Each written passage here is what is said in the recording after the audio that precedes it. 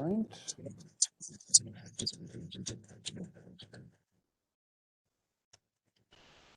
Waiting for my toolbar to disappear. There we go. So we will go ahead and get started.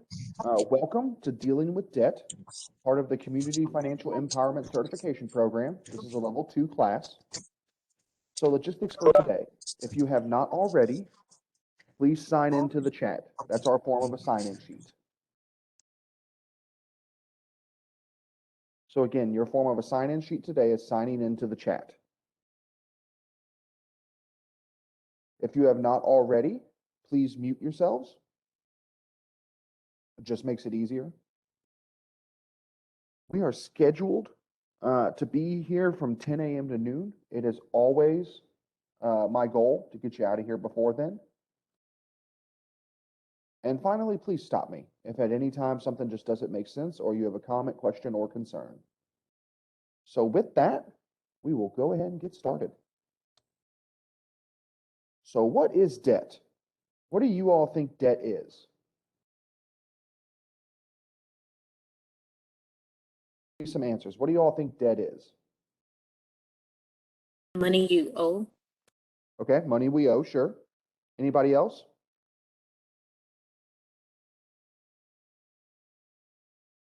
Pretty much sums it up.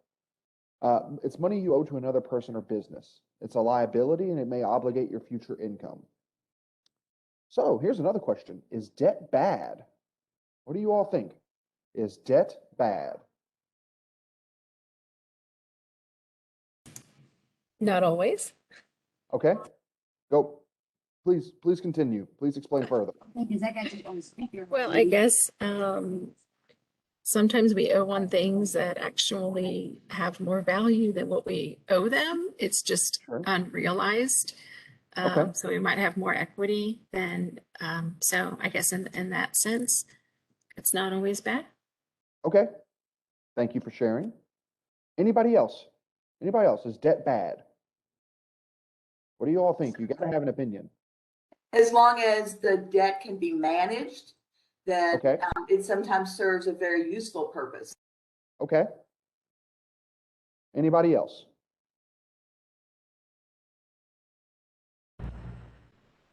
It can be bad because it's very stressful. Sure. Well, very much so. So those are all great answers. Thank you all for sharing. That's one of the things we're gonna kind of go into today is, is debt good? Is debt bad? That's one of the things we're going to touch on. But debt allows us to buy homes and cars, send our kids to college, and have things in the present that we can pay for in the future. But left uncontrolled, our ability to take on debt can simply destroy our financial lives. Is debt different from credit? What do you all think? Give me some ideas. Is debt different from credit?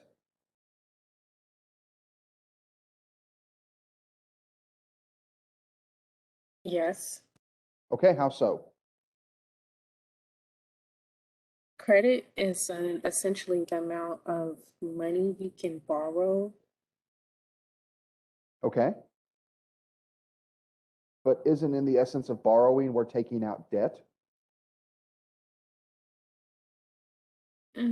Yes. So this is a tricky question, and there isn't really a great answer to it. Credit means you can borrow money, and debt is often the result. But credit is not a bad tool in your financial toolbox if you can manage and use it properly.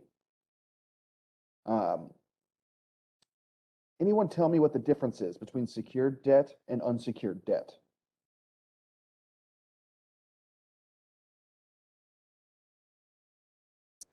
If it's Oh, I heard a couple people at the same time.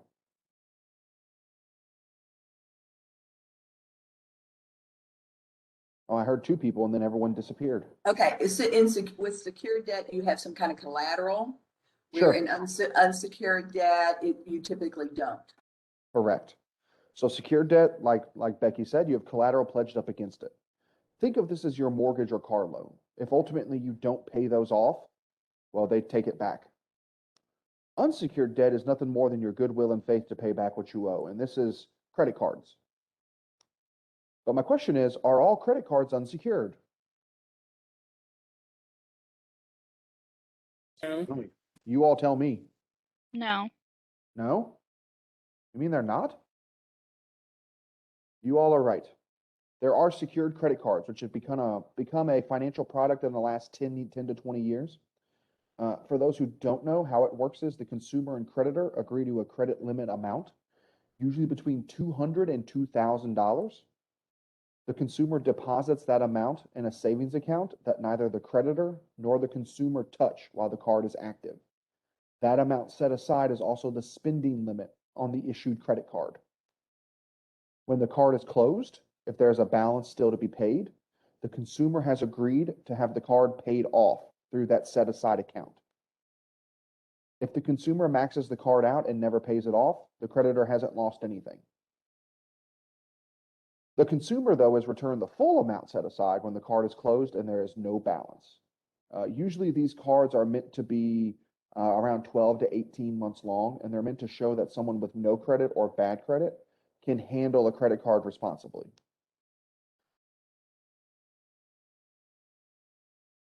So are student loans secured or unsecured?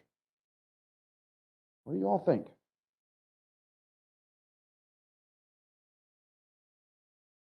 Secured? All right, I got one guess for secured. Anybody else? Unsecured? Ooh, we have disagreement. I see another unsecured. Well, I see a lot of unsecured. Okay, let's I'm starting to discuss. change my answer, Joey. Stephanie, I'm gonna whether you're correct or not, I'm gonna tell you to hold firm. Okay. I'm a financial coach. I should know this. But this is not an easy answer. You ready? Everything about it screams an installment line of credit, which is a secured line of credit, right? We take out a set amount for a set amount of payback time with set payments.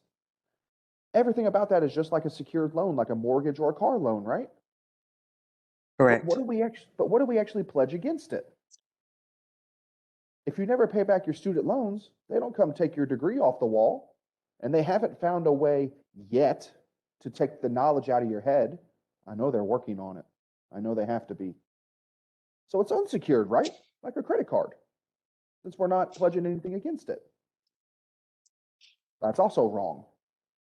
Because it's secured by the federal government. Well, it's not just that. No, it's not even that. Non-payment can lead to garnishment of tax returns, wages, things of that nature. So it is secured in the sense that they will take something. It's just not literally your education or degree. So it is secured in that sense. It's not secured in the traditional sense. Does that make sense to everybody? Yes. Yes. Yeah, think of it this way. It's death, taxes, and student loans. There's no escaping them. They will always be there. And now that I've depressed everybody, let's move on. We are a nation of debt. The current U.S. national debt is over $23 trillion and growing. U.S. government debt is split between intragovernmental holdings and debt held by the public. Intragovernmental holdings make up 27% of it, or roughly $5 trillion. This is where a U.S. government program or agency buys our debt. And usually this is required of federal agencies and programs that run a surplus. So Social Security owns the most debt at over $3 trillion. Debt held by the public, though, is the largest chunk at roughly 18 trillion. I wish it was 18 billion. China, as we all know, owns over 1.18 trillion of it. That's the most. Japan owns a little over 1 trillion. The United Kingdom, 640 billion. Brazil, 312. Ireland, 278. And just interestingly enough, Luxembourg enters the top 6 with 230 billion, though it's a front for owners who don't want to reveal who they actually are. And if you all have never heard of this, it's a very interesting, almost national landmark type item in New York City, the National Debt Clock, which you can go see and see how much per family it would take to pay off our national debt. And it's actually a website, which hopefully I'll be able to share here. Everything doesn't go crazy. Can everyone see this debt clock now, or is it still on the PowerPoint? Perfect. So you can just go to this website, usdebtclock.org, and you can just see all of the stats, and it's insane what you see. How much it's currently growing, how much it is per citizen, how much it is per taxpayer. Yeah, it's interesting. I think we can even go to. So here it is for Kentucky. It's a very interesting resource, but also kind of sad at the same time. But it's almost becoming a national landmark. So consumer debt is over $14 trillion. That's debt that we hold. What do you all think are the big areas of our debt? Give me some ideas.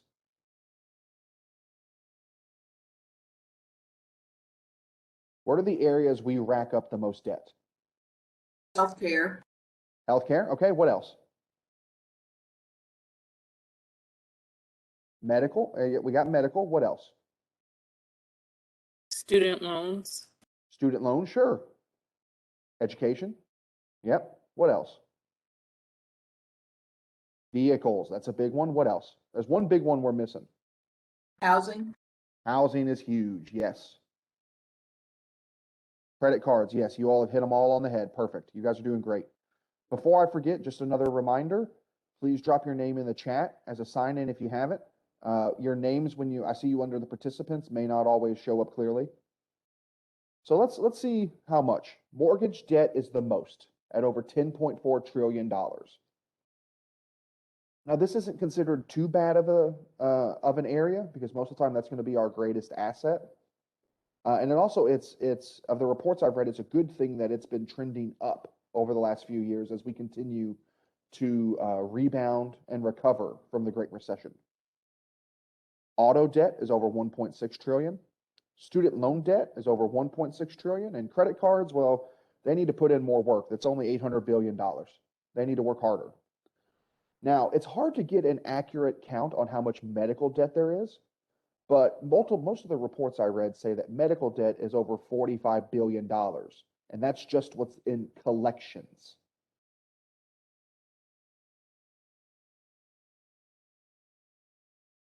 So here's the average amount of debt for each age group. Under 35, we're a little over $67,000, and that is mainly student loans and credit cards. 35 to 44, we've jumped up a ton, about 133,000 due to that mortgage. And you're going to see a similar story here. 45 to 54, we're still in the 130,000s due to that mortgage. 55 to 64, we're still on the mortgage, but we've chipped away at it. 65 to 74, credit cards. And that kind of surprised me. And when I looked into it, is mainly because at this point people tend to be traveling. They're retired. They're enjoying life at this point. And then 75 and up, it's the least amount of debt we're going to have in our life, but if we do have it, it's usually due to medical. So good debt, bad debt. Some debt can actually help you reach your goals or build assets for the future. It's an investment in your financial future that should leave you better off in the long term and should not have a negative impact on your overall financial position. You need to look at things like whether the benefit of that debt, the debt's outcome, like a degree or training certificate, will outweigh the cost of the actual debt. But please always remember those beneficial outcomes aren't guaranteed. Now, bad debt are those that drain your wealth, are not affordable, and offer no real prospect of being paid off in the future. They typically have no realistic repayment plans and are often taken out when people make impulsive decisions to purchase items they do not need or borrow money to pay everyday bills. So let's play a game, good debt, bad debt. Loan from a friend or family member. Is that good debt or bad debt? See what we think. I need some consensus from the group. I got a bad in the chat. Who else? I see bad. I see bad. Unless there's a tidal wave of good, it looks like that's bad. All right. And Cassandra doubled down with bad in all caps. Car loan, good debt, bad debt. All right, I see a good. I see good. I see bad. Ooh. All right, I got 3 goods to 1 bad. Anybody else? Ooh, this one's unsure. This is a mix. So I'm just going to leave it as mixed. Student loan, good debt, bad debt. Student loans. Someone said, I guess good. I'm in the same boat with you. What else? See a lot of goods, just making sure. Good if you're able to use it. That's a good point. You have to be able to use it. All right, seems pretty consensus of good. All right. In between, yes, I can see that. What about payday loan? Hopefully this one's unanimous. Oh, yeah, okay. Yeah, everyone, yep, that's unanimous. Yep, I don't even need to keep asking. That's unanimous. And then mortgage.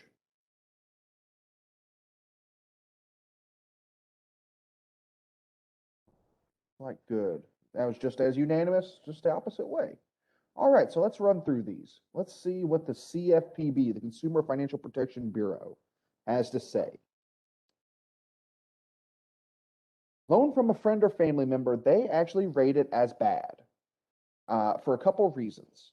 The first is it's not reported to the credit bureaus. So you're not gaining anything from actually paying that person back besides making them happy, which is also a reason for number two they consider it bad is it can cause issues within the family. Let's go to car loan. Car loan is mixed. You all were correct to rate it that way. It can build your credit, but it's a depreciating asset, meaning it's never really going to gain anything for us. And actually, there's a lot of thought process out there that a car shouldn't even be considered an asset. Because for something to be an asset, we sell it for more than we got it for. Student loan, it's considered good, as you all were correct. The income will likely outrank the debt in the long run. Payday loan, you all were 1000% correct on that. It's deadly interest rate. It's not good. It's bad. And then mortgage, the debt may be large, but it becomes your safest and largest asset if you can pay it off. So you guys did great. So what is a debt trap? And we want to avoid them. It's a situation where a person takes a loan and has to repeatedly take new loans to make the payment on the first. Debt traps happen when people use short-term loans that have to be paid back in just a couple of payments, and they do not have the money to repay the loan and the finance charges when they are due. So these debt traps tend to be small dollar loans, generally under 500. They must be repaid quickly, usually in about 14 days. They require the borrower to give creditors access to repayment through an authorization on a check or access to a deposit account.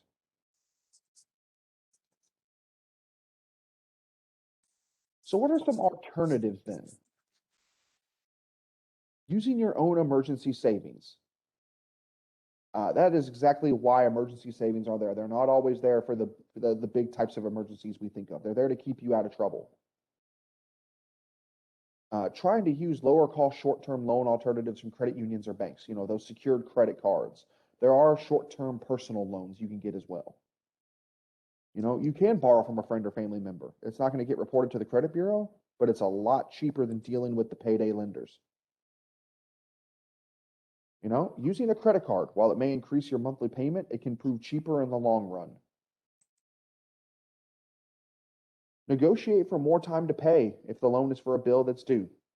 That's one of the big things we're going to talk about later is just talking to someone about what's going on can make a world of difference. Barter for part or all of what you are borrowing. And determining whether the item or circumstance you are borrowing the money for is a need, an obligation, or a want. If it's a want, consider whether it's possible to spend less money for it, just not purchase, or wait until you have the money. For a need, maybe look to comparison shop if you can. A newer tactic out there is the balance transfer when you're carrying debt on a credit card. This is where you're transferring balances to low interest credit cards, and it overall is trying to save you money. To do this, you apply for a new credit card and transfer the balance over from the credit card you already have.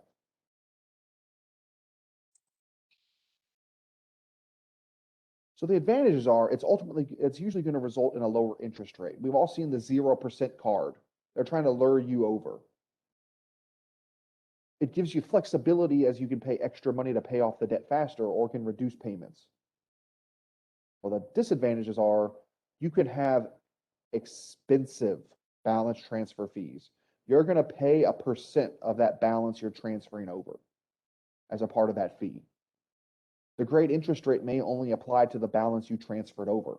Any purchases you make on that new credit card may get hit with whatever the market interest rate is. After that introductory period, the 0% usually only lasts for a small period of time. The promotional rates are going to rise above the market so they can make their money back. Your interest rate may be raised higher than what it was before you transferred the balance if you miss a payment, and they will do that. And, very small monthly payments can stretch this debt out forever. Also, having a 0% card can make you kind of have that mentality of forgetting about that money since it's not getting hit with an interest rate. So just be aware of these balance transfers. There are debt management plans out there. These are offered through a nonprofit counseling agency like Apprizin. This program is designed for people who are overextended and or behind on their bills. What you do is you make one monthly payment to the counseling agency, and then they send out your payments. It is not a loan, and it is not a form of bankruptcy. The average length of one of these plans is 3 to 5 years. What they help is they help to stop collections and garnishments. They can result in lower interest rates and lower payments, and you're only making technically one monthly payment to the agency. The disadvantages are, well, you're usually required to give up all credit cards and agree not to take on additional unsecured debt. It usually cannot help with secured loans. So if you got a mortgage or a car loan, it's not for that. It's very structured. It can take discipline to follow, and you got to be careful of the crooks. Most debt management plan agencies are through nonprofits like Apprizin, meant to help you. Some, though, are there to make money off you because they'll charge a fee on top of that monthly payment that they send out to your creditors. And you got to think of it this way. What's their incentive to get you paid off anytime soon? Because they lose that monthly fee being paid to them. So most of the time, they'll do what they can to stretch it out. Lisa had a question, and I just lost it. It's in the chat. Is there a list of small loan providers like L-Home that can provide these kind of loans, especially when we are working with clients with case management? L-Home is the one I'm most familiar with. If anyone else has any ideas, please drop them in the chat. L-Home is the one, Lisa, unfortunately, I am most familiar with.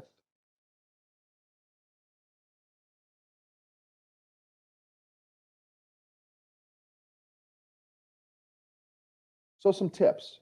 Make at least the minimum payment. If you can't afford to pay anything more, at least make the minimum. Of course, the minimum payment doesn't help you make real progress in paying off your debt, but it keeps your account in good standing, which avoids late fees. Set up an emergency fund. Having money set aside isn't only for the traditional emergencies. It's there for when you need it, and that can mean getting rid of debt. Think of it as putting out a financial emergency. This is one that people don't always think about with getting rid of debt and dealing with it, is develop a budget. The first step toward taking control of any financial situation is to do a realistic assessment of how much money you take in and how much you spend. Try to use more cash when paying for budget items and lessen credit card usage. It's just one small step to help decrease any debt amount you may have. A budget will help you make ends meet while you're figuring out how much you can afford to put towards paying off your debt. A budget can also help you not add additional debt by making sure we know where every dollar is going. And a budget is also necessary if we plan to take on additional good debt, like maybe a mortgage or a car loan.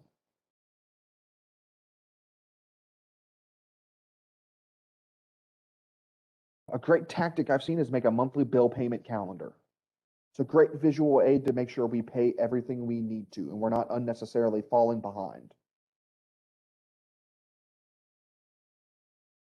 So contact your creditors. You need to contact them immediately if you're having trouble making ends meet. If they don't know there's a problem with you paying on time, they don't know there is a problem. They just think you don't want to pay them. So hold on. Trisha just had a question here. Let me pull that up. Is it best to pay off credit cards or keep them to a certain standing for credit? So Trisha, the best thing to say is this. It is always great to have a credit card without a balance on it. And what I always say is as long as you have a good standing credit card, one that you've paid off every month and keep paying off, keep that open. Don't close it unless you have to. Because when you close a credit card or pay off anything, within 7 years from when you close it, it rotates off your credit report. So it will disappear. But pay it off, keep paying it off every month, and keep that positive momentum going. Does that make sense?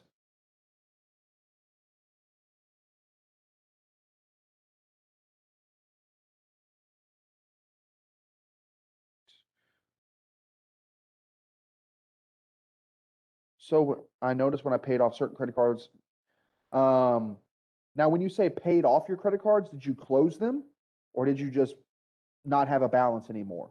Yeah, closing a credit card will temporarily damage, closing any line of credit will temporarily damage your credit. I'm not exactly sure why it happens that way, but closing any line of credit will temporarily hinder and damage your credit. That's why I always say it's great to keep those cards open, especially if you've been paying them off. And don't close all your credit cards at the same time. Stagger them out. Stagger them out to at least like 6 to 8 months apart if you're going to close them.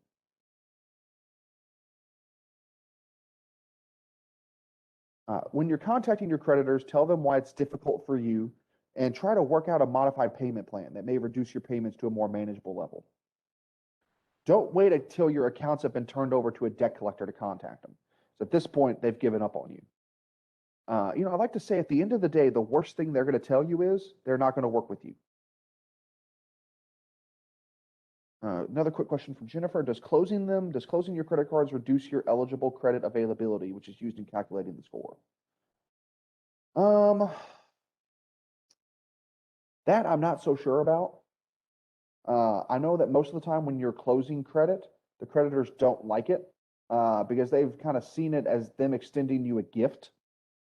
And they just don't like to see credit closed. I'm sure it does play part of a role in the amount of credit you have available. That could play a role in your score being lowered. But unfortunately, the credit score formula is patented and protected, so no one really knows what impacts it for sure.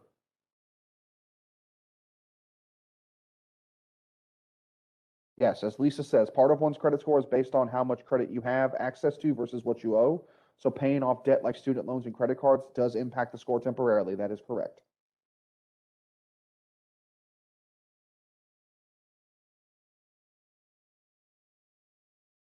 If you really need assistance, contact a credit counseling agency.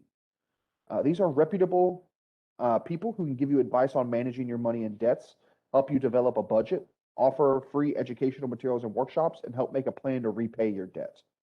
Its counselors are certified and trained in credit issues, money and debt management, and budgeting.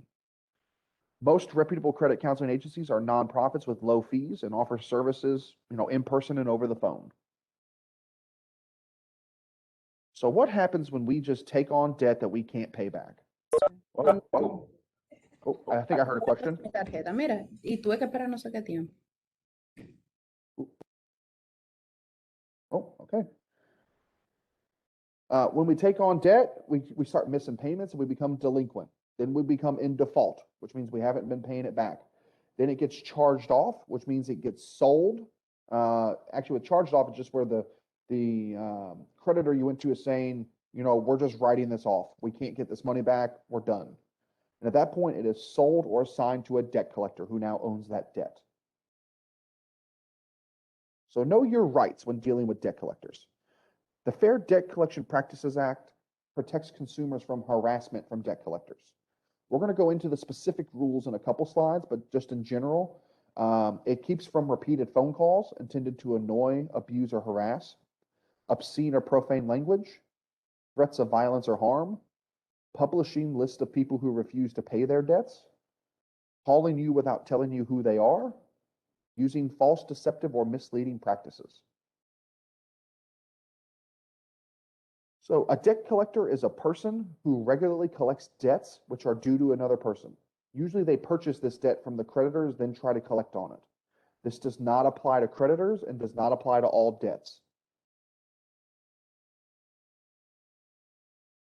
So one of the rights is debt collectors can only contact the person who owes the debt. That's it. They're not supposed to contact your family or your friends. They can only contact you between 8 a.m. and 9 p.m. They may not call you at work, though that is one of their favorite tactics to cause shame. They may not call third parties more than one time to obtain your location information. They may not harass, oppress, or abuse you. And they may not tell lies to collect the debt. For instance, they cannot have you arrested, though they will say they can. And again, overall, they may not use unfair acts to collect a debt. So if you are contacted by a debt collector, what should you do? Demand written proof of the debt. This is for two reasons. The first is debt is bought and sold daily for pennies on the dollar. You may not know who owns it at any time if you're in collections. They have to, by law, if they own the debt, send you written proof. Now, credit bureaus, Experian, Equifax, and TransUnion, can also sell your credit information to creditors and debt collectors. So a debt collection company can call up the bureaus and say, I want the names, addresses, and phone numbers of everyone in these zip codes with a collections account on their credit report.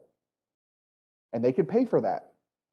And what they're banking on is you don't know who owns that debt, and they can call you up in a part of a scam and say, you owe this money to us. Well, you fight back by saying, I want written proof of the debt. If they never produce it, it's a scam. If it does come back that they own your debt, settle, settle, settle. Again, debt is bought and sold for pennies on the dollar. They did not pay however much you owe. That is guaranteed. If you agree to anything, get it in writing. Do not trust these people. And you can even potentially sweeten the deal if you want it taken off your credit report. If let's say you owe $2,000 and they want $800, you can say, I'll pay an even $1,000 if you agree to have it taken off my credit report immediately. Now, if you run into problems, you can say to no longer contact you except for notice of going to court.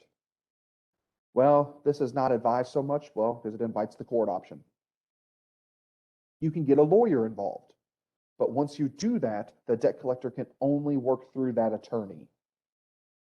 And we all know attorneys are not cheap. Report them. There are 3 different places you can go to report a debt collector who's violating your rights. Go to the state attorney general's office, to the Federal Trade Commission, and to the Consumer Financial Protection Bureau. And that's the order I would go in.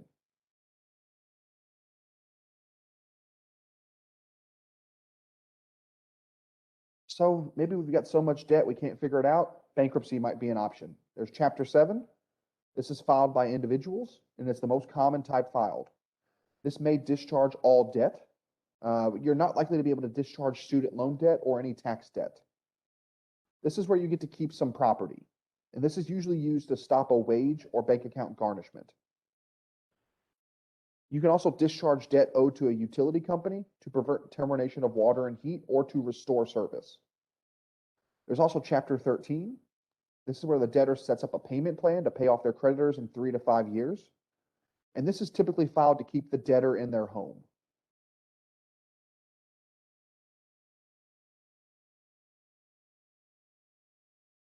So some tools you can take back with you is a debt worksheet. This is nothing more than setting up a table on who you owe the money to, how much do you owe, what is your monthly payment, and what is the interest rate. This can help you kind of figure out where you need to go first. There's also a debt to income. How much debt is too much? It's called the DTI, the debt to income ratio. It's a simple calculation that shows you how much of your income goes towards paying debt. It's a good measure of how much of your income is obligated to debt. So what you do is you take your total monthly debt payment, divide it by your gross income, the amount before taxes, and that is your ratio. So to simplify, if you're renting, you consider maintaining a debt to income ratio of 15 to 20% or less. That means you shouldn't be spending more than 20% on debt. Homeowners consider maintaining a 28% or less for just the mortgage. Overall, consider maintaining 36% or less. So there are two primary methods for reducing debt, the high interest rate method and the snowball method, and we're going to consider the pros and cons of each. So the debt snowball, this is where you rank your debt by the amount you owe, and you focus on the first little debt. You pay the minimums on all your debts except for that smallest one. With that debt in your crosshair, you throw every extra dollar you can at it until it's gone. Then you cross that off the list, take that money you were throwing towards the first debt and throw it at the second while still making your minimums. Every time you knock out a debt, you take the money you were throwing at it along with any other cash you can squeeze out and move on. So as you work down the list, you have more money to apply to each debt. Its advantages, it can have faster progress, which can be motivating. We start to see progress. Now, the disadvantages, you may pay more money in the long run, especially in terms of interest. So this is an example of the snowball. You see here, we've ranked it by balance. Our student loan is first, then credit card 1, credit card 2, and auto loan.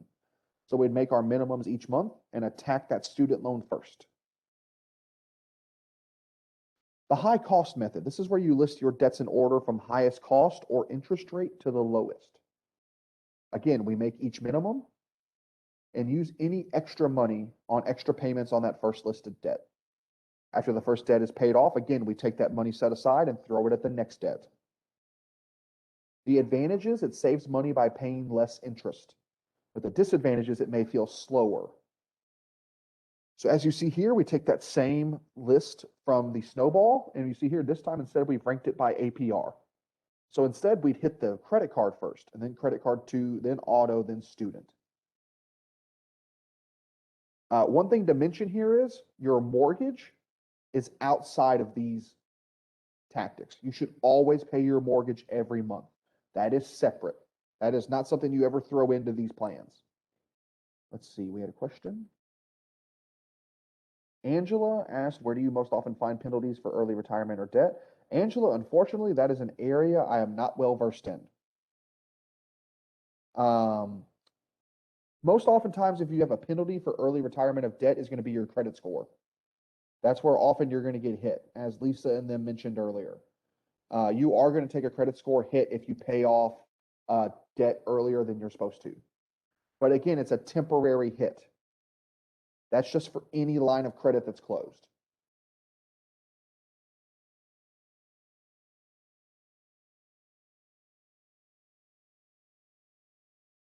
So with student loans, you've got federal versus private. If you're advising someone, please always try to have them go government student loans. Private student loans are the Wild West. There's not much regulation concerning them, and there are very little rights for the student. Options for federal student loan repayment. There's the standard, which is, you have 10 years to pay it off. You've got graduated payment, where payments are lower at first and then increase, usually every 2 years, and are for an amount that will ensure you pay it off within the 10 years. There's extended. Payments may be fixed or graduated, but they will ensure that your loans are paid off within 25 years. IBR is one of the most popular ones. That's income-based repayment. This is where monthly payments will be either 10 to 15% of your discretionary income. Pay as you earn and consolidated. You also do have repayment options in terms of forgiveness. This is where if you're on a forgiveness plan, you still must make payments for 10 years, 120 total payments. Traditionally, this is for public service, as in working for the government or a nonprofit that serves the low to moderate income. This is especially for military service and emergency services. You can be a teacher that serves low-income students. I think usually this is measured by the amount of free or reduced lunch in the school you teach in. If your school ceases to exist. There's also a total and permanent disability discharge, and in rare cases, a death discharge. But do know, if you are part of a forgiveness plan, it is most likely they are going to want you to stay and make sure you stay in that position you were approved for that 10 years or a related position.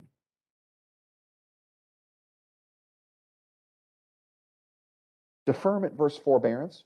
Deferment is where you're just pausing payments. The interest will still accrue if it's unsubsidized. And this is usually for continuing education, unemployment, economic hardship, or active duty military. Now, forbearance is pausing payments for up to 12 months and the interest accrues regardless of the type of loan. This is up to the lender whether they offer this. If you need some help or know of someone who needs some help on figuring out paying for college, the CFPB is a great online tool for that. It'll help them research schools, fill out FAFSA, help choosing a loan, comparing packages and things of that nature. So wrapping up, debt is money you owe. You generally have to use future income to make payments on it. It's different from credit. Credit is your ability to borrow money. Secured debt is debt that has an asset attached to it in case you don't pay the loan, a home loan or auto loan, for example. Unsecured debt is debt that does not have an asset attached to it, like credit card debt. And student loan debt, again, is technically secured, but it's unsecured in the sense that we're not pledging that education up against it. Utilize those confidential counseling sessions with certified counselors from a prison or with a financial coach provided by the city. Utilize the Legal Aid Society if you run into a harassing debt collector. Utilize other CFPB resources like the Behind on Bills toolkit and the Dealing with Debt toolkits you can get for free on their website. They offer pop-out resources that can be copied for multiple clients and again can be ordered for free through their website. So any questions?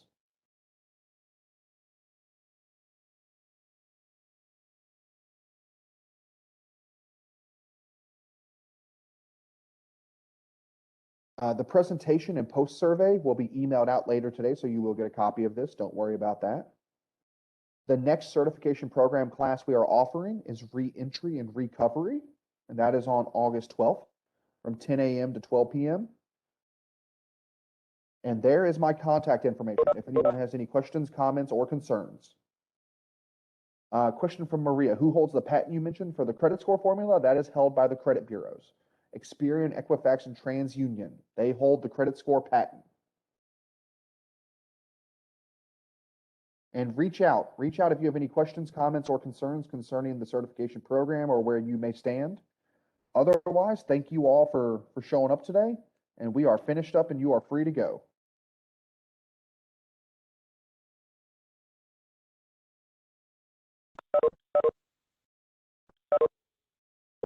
Thanks, Joey.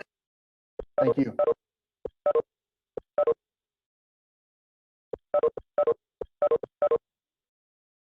If you do need some kind of confirmation, you do not get a certificate just for attending today's class.